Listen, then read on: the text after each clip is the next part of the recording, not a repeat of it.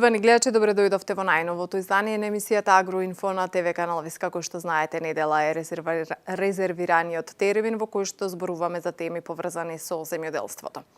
Ова наша емисија ќе ја започнеме со состојбата со раноградинарите во Банско. Имено тие се жалат дека откупувачите не се заинтересирани за нивниот производ, па се приморани родот од оваа сезона да го продаваат на самиот влез на селото. Во Банско беше колешката Стојне Митева. Жителите од Струмичко Банско се најголеми производители на раноградинарски култури, а со природната топла вода низ пластениците го вадат и првото производство на домати пиперка во земјава, ама очигледно нема каде да го продадат. На влезот од селото од двете страни на патот, стоката натоварена во автомобилите, им се импровизираните тезги, ама цената годинава е рекордно ниска. Сега почнаваме да береме, по 100 кила береме, нема на кој да ги даме. Откуп нема. И лутију исто. Тиквите исто. Ништо, но тиквата 40 динара, 30 динара веќе нема кој да земе. Не знаеме што вај година што ќе правиме. Еве, благ предпријатија нема интерес за пиперката. Нема никој. Никој нема интерес. Велат дека само што започнале да го вадат производството, наместо на пазар, тие биле принудени да го фрлаат од интерес за откуп нема никаков. Не оде ја го 50 динара една вреќа тиква. А нема на кој? Нема, 50, ја. Фрлиме, а фрлиен, знаеш колку фрлено има. Тие да деоте вчера тука да беете. Да видите како се фрле. И на пиперите се 50 динари. Оште има некој што не иски на една чушка, а нападна на 50 динара. Од земјоделските синдикати апелираат дека ниските откупни цени ги колебаат и така се помалиот број на фармери кои се занимаваат со аграр. Познавачите на состојбите велат дека од година во година Струмичкото поле останува со празни ниви, што пак негативно влијае како врз економијата, така и врз локалниот економски развој.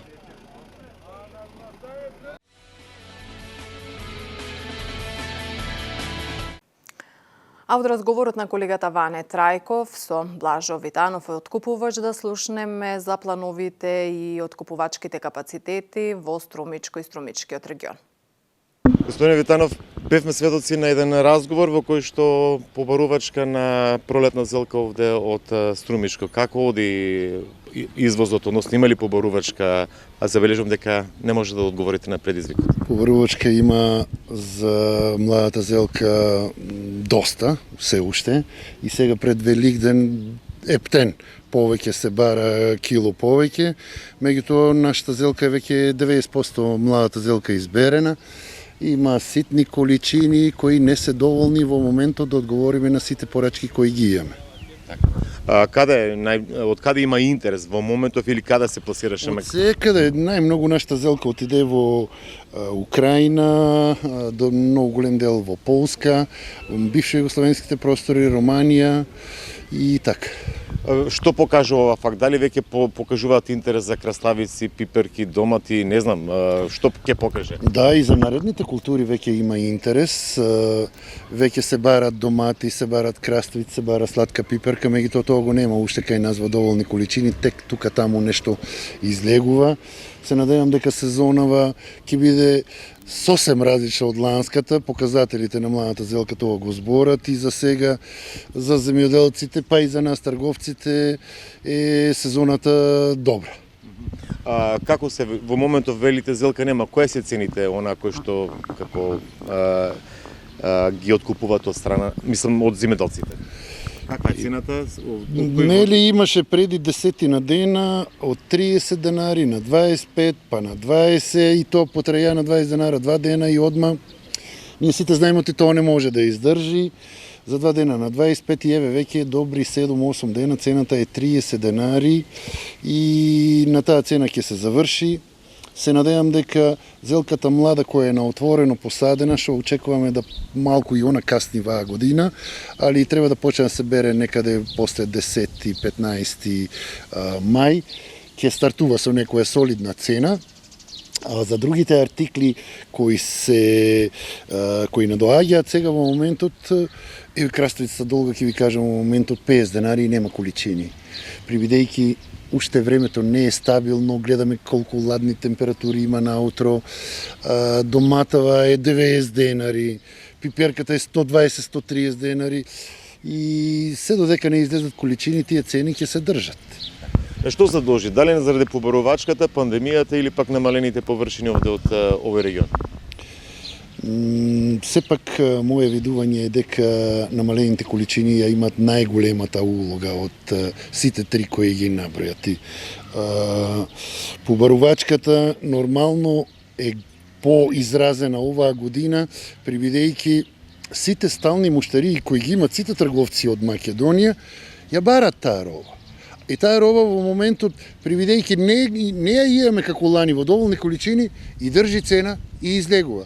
Се надевам дека така ќе биде и за другите култури, дека ќе држат цена, па за до година, дај Боже, малку повеќе да се сади, пак да има производство. Така.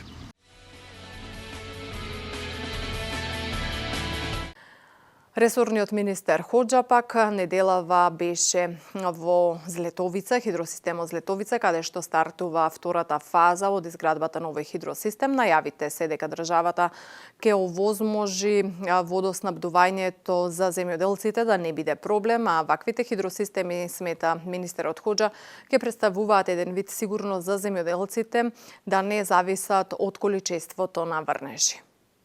Почитувани представници на медиумите, почитуван вице-премиер, почитувани градоначалници, почитуван директор, почитувани присутни. Ако тргнеме од познатата научна константа дека водата значи живот, тогаш јасно е зошто ние денеска се сретнавме и одржавме еден многу значаен состанок на кој главна тема беше водата. Неколку проекти на владата за изграда на хидросистеми се историски чекори за достигнување на чувството на сигурност дека има вода. И тоа здрава вода, безбедна и вода во доволни количини. Хидросистемот Злетовица е еден од неколкуте хидросистеми во државата, исто како и другите, и тој повеќенаменски систем опфаќа водоснабдување, наводнување и енергетика. И за нас тој представува државен проект. Изградбата е започната пред неколку години, но поради сложеноста и големината, реализацијата е проектирана да се одвива во неколку фази. Првата фаза е водоснабдување како приоритетна и од најголемо значење за жителите на овој регион, со што го обезбедуваме основното човечко право, а тоа е достапноста до питка вода. Мене ми е многу драго што благодарение на хидросистемот Злетовица, околу 100.000 жители од овој регион, поточно од општините Штип, Свети Николе, Пробиштип, со Злетово, Кратово, Карбинци и Лозово, ќе имат достапна, безбедна питка вода и континуирано снабдување, што е од исклучително значење, особено во летните месеци. Втората фаза на воднувањето е од најголемо значење за земјоделците, а индиректно и за вкупната економија. Со реализацијата на оваа фаза ќе се реши долгогодишниот проблем со континуираното обезбедување на доволни количини вода потребни за одржување на земјоделските површини. Невозможно е да очекуваме развој и модерно земјоделско производство ако претходно не сме ги создале основните услови. Со завршувањето на втората фаза ќе обезбедиме вода за сите земјоделци од општина Пробиштип. Во периодите на долготрајна суша тие повеќе нема да гледат во небото посакувајќи да заврне дожд. Со модерните хидросистеми како што е хидросистемот Злетовица ќе можеме навистина да развиваме модерно земјоделство, да мислиме на развој, на зголемување на приносите, а не да мислиме дали има или нема вода. Тој страв ќе биде минато за сите земјоделци од оваа општина кои обработуваат околу 3500 хектари земја.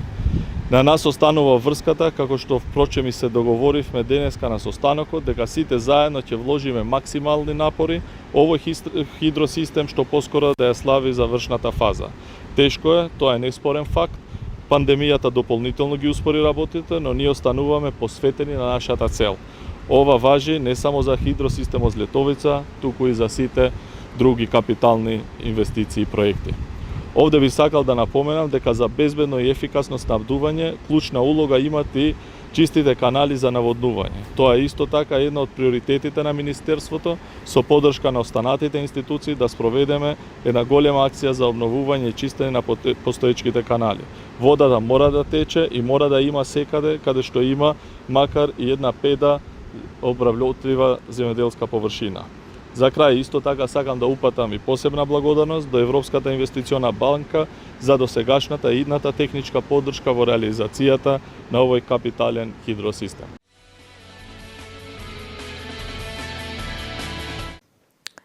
Во продолжение на земјоделската емисија да ги погледнеме стручните совети кои што за вас земјоделците ги дава Игор Ивановски, магистар по земјоделски науки. Добар ден, почитувани. Во минатата земјоделска емисија кажавме дека хемомак пестициди веќе е и застапник, единствен генерален застапник на палетата на Баерн. Палета кој што е позната веќе, може да кажеме традиционално се применува пестицидите во нашава држава, во земјоделиево, но исто така хемомак пестициди увезува палета или препарати од други реномирани европски куќи, меѓу кои би истакнал и од Кортева Фонтелис фунгицид со широка примена каде што може да се употребува како во лозарството, така во овоштарството, гренарството, полјоделството и така натаму. Фонтелис се карактеризира со тоа што опфаќа или сузбива голем број на растителни болести, почнувајќи од антракнозите, преку тернарија, тоа е во гренарството, вентурија, чалава крастост, голем број на гниења, како што се склеротинија и ботрицици и така натаму.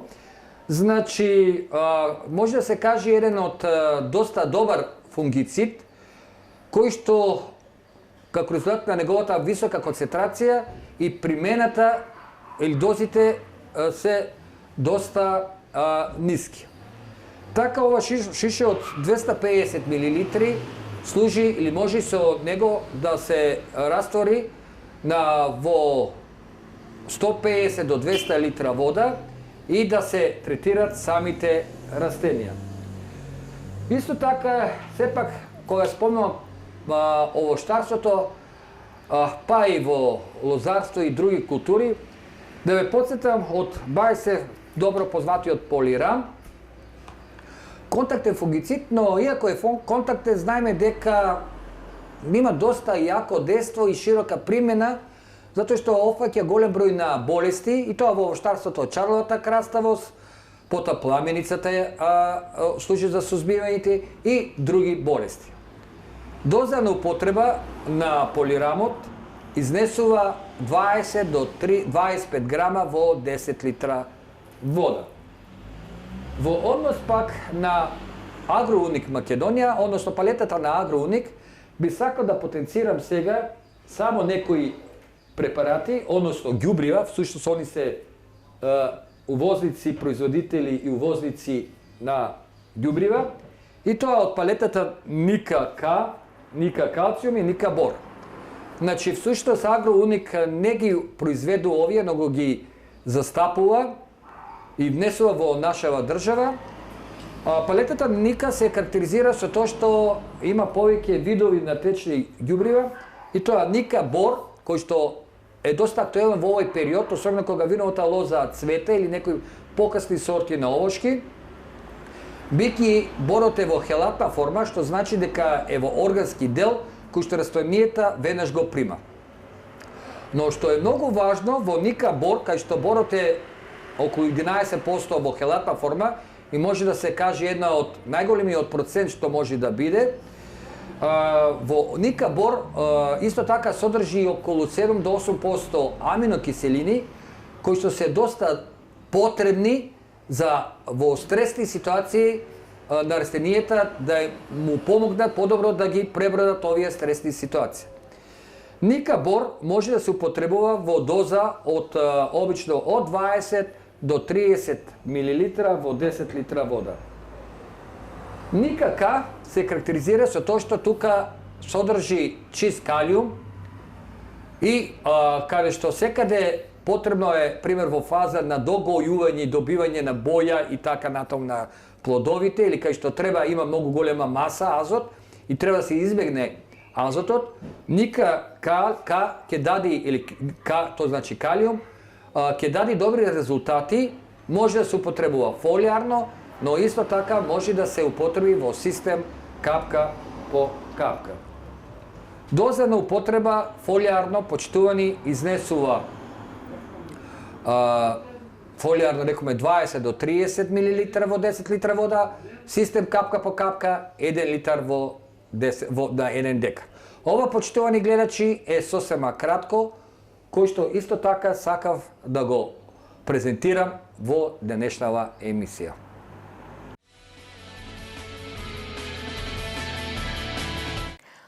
А колегата Ване Трајков со интересен прилог за одгледувањето на кози, колку се тие предизвик, колку има интерес за одгледување на овој ситен добиток и дали е економски исплатлив.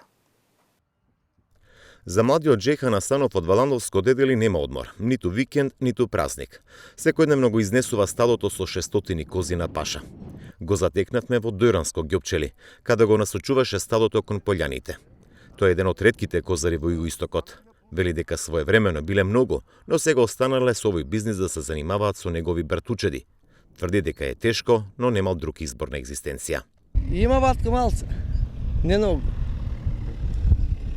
Многу ли ве има во овој регион што одгледуваат кози или сте единствени? Ние сме само и има овци надолу. Ама тешко е. И толку лесно, ама. И имаше крави, кози. А сега? Сега само вие се. Асанов заедно со неговите братучеди дневно мозат по околу 500 литри козјо млеко. Го предаваат во млекарници. Вела дека цената од 20 денари за литар е ниска, а реагира и што се уште не се исплатени субвенциите за козарите. Со субвенциите по грло некако може да се живее, вели Джехан. Касно е, не дават сега.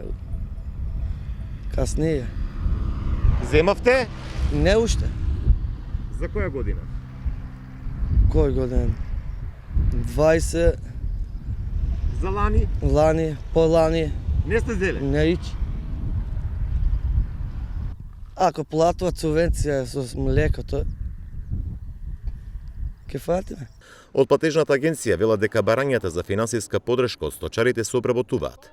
Козарите добиваат субвенција од 4,5 денари за предаден литар млеко во регистрирани млекарници, но и по околу 1200, односно 1500 денари по грло коза. Во текот на минатата година на барање на фармерите и земјоделците имаше 2 продолжени рокови за поднесување на барањата, што дополнително влијаеше врз процесот на обработка на апликациите. Затоа ги молиме земјоделците да имаат трпение. Субвенциите ќе се исплатат во законскиот рок кој е предвиден согласно програмата. Како и досега, штом ќе бидат обработени, ќе бидат исплатени средствата за субвенции за обележени грла кози, соопшти од платежната. Како што информира од Агенцијата за финансиска подршка, во текот на минатата година вкупно поднеле 2021 сточар апликации за добивање субвенции за одгледување на кози.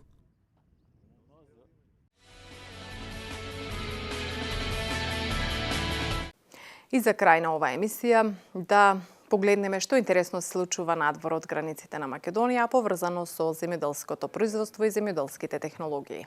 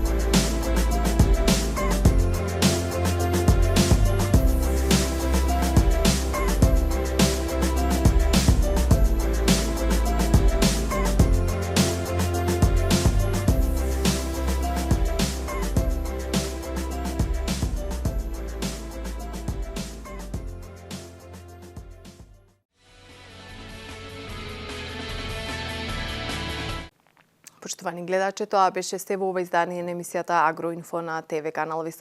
Благодарност за вниманието со кое не следевте. Пријатно.